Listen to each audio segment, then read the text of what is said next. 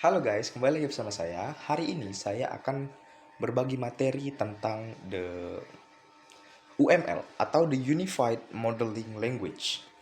Oke, kita langsung saja ke materinya. Unified Unified Unified Modeling Language atau UML adalah seperangkat dari 13 jenis diagram yang berbeda yang dapat digunakan untuk memodelkan software systems. Bahasa ini muncul dari hasil kerja pada tahun 1990, sekitar 1990-an, dalam bidang object oriented modeling, di mana berbagai notasi object oriented yang serupa digabungkan untuk membentuk UML. Diselesaikan pada tahun 2004. UML telah diterima secara luas sebagai pendekatan standar dalam pengembangan models untuk software systems. Beberapa varian seperti SysML telah diusulkan untuk keperluan sistem modeling yang lebih umum. Ketika mengembangkan sistem models, kita seringkali dapat bersikap fleksibel dalam penggunaan graphical notation. Kita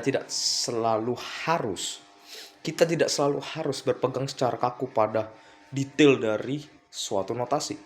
Tingkat detail dan ketelitian dari suatu model tergantung pada tujuan penggunaannya. Ada 3 cara yang biasanya digunakan, yang umum lah untuk digunakan, yang umum untuk penggunaannya graphical models.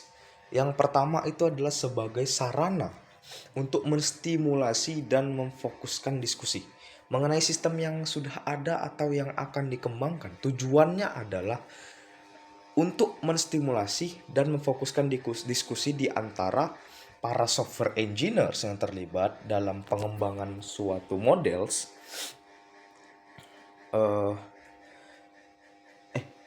bukan, sorry, yang terlibat dalam pengembangan sistem models semacam ini boleh saja tidak lengkap dan dapat menggunakan modeling notation secara informal. Ini biasanya digunakan dalam model agile modeling. Yang kedua, sebagai sarana untuk mendokumentasikan sistem yang sudah ada. Ketika models digunakan Ketika models digunakan sebagai dokumentasi, mereka tidak harus lengkap. Karena kita hanya perlu mendokumentasikan bagian-bagian tertentu dari sistem. Namun model tersebut harus benar. Artinya, mereka harus menggunakan notation dengan tepat dan menggambarkan sistem secara akurat. Yang ketiga, sebagai deskripsi sistem yang dapat digunakan untuk menghasilkan implementasi sistem. Jika models digunakan sebagai bagian dari proses model-based development, maka sistem models harus lengkap dan benar. Models tersebut digunakan sebagai dasar untuk menghasilkan source code dari sistem, sehingga kita harus berhati-hati agar tidak membingungkan simbol-simbol yang mirip seperti stick dan block arrowheads yang mungkin memiliki makna berbeda. Dalam pembahasan ini, kita menggunakan diagram yang didefinisikan dalam Unified Modeling Language atau UML yang telah menjadi bahasa standar untuk Object Oriented Modeling.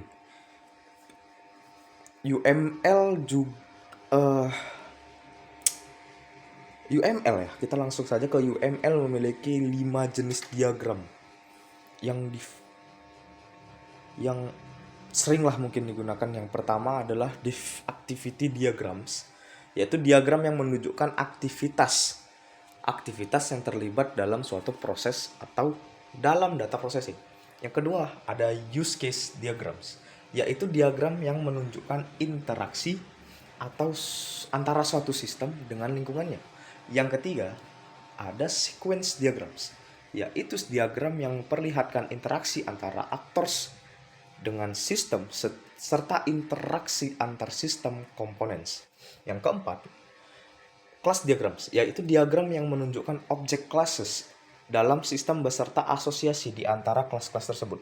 Yang kelima, yang terakhir ada state diagrams, yaitu diagram yang menunjukkan bagaimana sistem bereaksi terhadap internal events maupun external events. Mungkin beberapa ada yang tidak bisa dimengerti juga dari yang saya jelaskan. Saya juga minta maaf. Oke. Sampai jumpa lagi di materi berikutnya. Dadah.